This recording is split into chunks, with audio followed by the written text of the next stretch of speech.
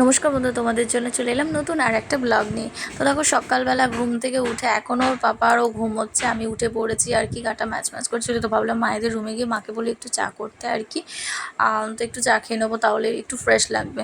তো খুব তাড়া দিচ্ছিলো যে আমি লেট করবো, কিন্তু আমি সবার আগে উঠে পড়েছি। তারপরে এই যে সবাই মিলে একসাথে বাজার করতে চলে এলাম। কত রকমের মাছ এখানে, কিন্তু একটু মাছিও আছে, প্রচুর মাছ। মাছ বাজারে তো মাছই থাকবেই। তো এই যে এতে কত রকমের মাছ আছে, আমি অনেক মাছের নামও জানি না, কিন্তু সবই নোনা মাছ আর কি, মানে সামুদ্রিক মাছ আর কি। আর ইনি খুবই পুরনো, আমি আগে যখন এসছি তখনও মানে যারা যারা মাছ বিক্রি করতে এখনও ঠিক তারাই আছে। কত রকমের মাছ, কিন্তু সত্যি কথা বলতে আজকে ইলিশ মাছটা ছিল না আর কি। ইলিশ মাছটা নেওয়ার ইচ্ছে ছিল, তো পমপ্লেটগুলো তো অনেকটাই বড় বড়, যথেষ্ট বড় বড় পমপ্লেটও নেওয়া হয়েছিল আমাদের। তো এত সুন্দর মাছগুলো দেখতে, তো মানে অনেক মাছই আমি খাই না বলতে গেলে, কিন্তু দেখতে তো বেশ ভালোই লাগে বলুন। এইদিকে সবাই মাছ বাজারটা মানে সত্যি কথা বলতে মানে খুবই, জানি না এত মাছি কেন, প্রচণ্ডই মাছি প্রায়। আর তো এই যে মাটনের দোকানে মানে প্রচুর, মানে সব একসাথে কেটে ঝুলিয়ে রেখে দিয়েছে আর কি। দেখে না ঠিক পছন্দ হচ্ছিল না, জানি না কেন, কারণ একটু মনে হচ্ছিলো একটু বয়স বয়স হয়ে গেছে খাসিগুলো, সেরকমই আর কি।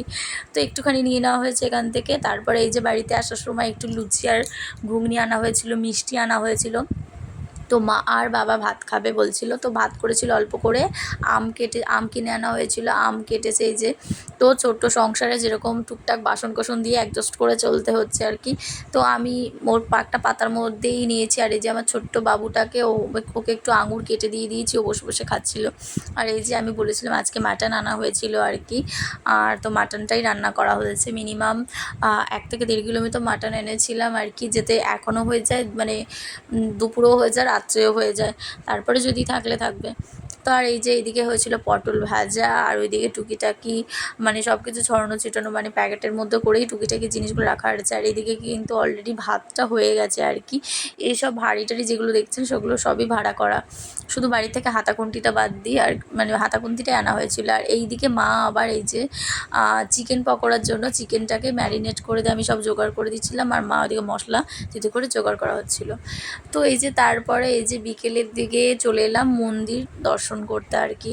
এই সময় তো জগন্নাথ দেব ছিল মাসির বাড়িতে, তো সেই কারণে মাসির বাড়িতে যাওয়া হয়নি, যেহেতু আমার ছোট্ট একটা বাচ্চা আছে, তো অতটা ভিড়ের মধ্যে আমি যাওয়ার রিস্ক নিইনি, সেই কারণে যাইনি। আমরা ভেবেছিলাম আমরা মন্দির দর্শন করব, ভেতরটা দর্শন করব, কারণ মন্দির দর্শন করলে, মন্দিরের ভেতর দর্শন করলেই ঠাকুরের দর্শন করা হয়ে যাবে, কারণ প্রভু জগন্নাথ তো এখানেই থাকে না।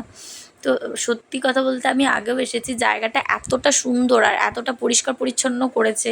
এর আগে কিন্তু এসব জায়গাগুলো সমস্ত কিন্তু অটো স্ট্যান্ড, মানে মানে প্রচণ্ড গাড়ি ঘোড়াতে ভর্তি ছিল।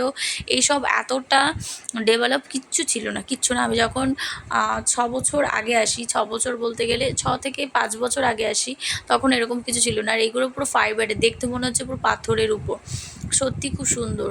আর এই যে আমরা ব্যারিকেড হয়ে পার হয়ে গিয়ে মন্দিরে মানে ঢোকার জন্য, এই যে মন্দির জয় জগন্নাথ, তো এত সুন্দর লাগছিল। তো যেহেতু রথ উৎসবে প্রচণ্ড মন্দিরটাকে না সুন্দর করে সাজানো হয়েছিল।